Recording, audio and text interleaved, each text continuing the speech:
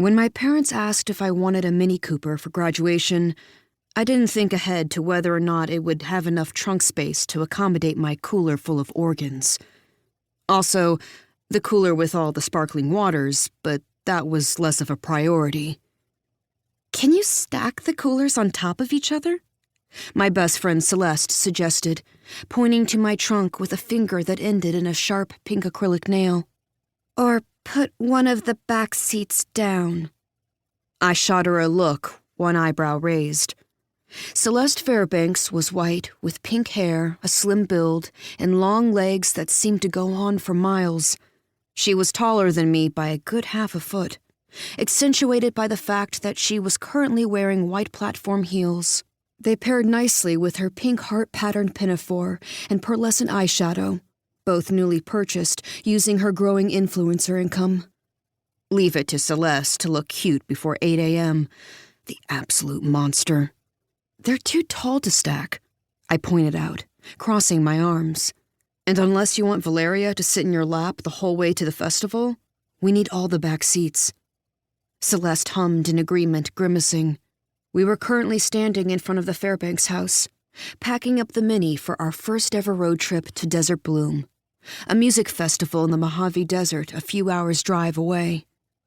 The house was a modest box-shaped bungalow with a lush garden of desert plants adorning the front. Solar panels glinted on the roof, unlike most homes in Aspen Flats, whose occupants were far too stubborn to consider converting to sustainable energy, despite recent proof of the consequences of not doing so. "You're gonna have to consolidate," said Wendy, Celeste's mom.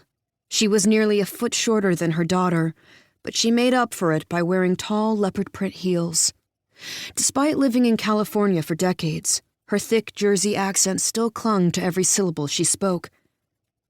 "See if you can fit it all in the bigger cooler, and I'll take the other one back in the house." Celeste sighed. "It feels kind of wrong to put seltzers in the flesh cooler." "The flesh cooler," I repeated under my breath, biting back a smile. Celeste's lip twitched for a moment before she cracked and broke into laughter, which immediately made me break too, with an inelegant snort that made Celeste laugh even harder.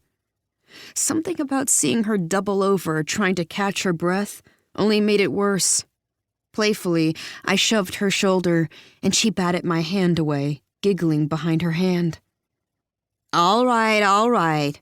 Wendy opened the cooler with the sparkling water and added, "Help me consolidate these. You're burning daylight, and I don't want you to have to drive out there in the dark. That's when all the creepers come out."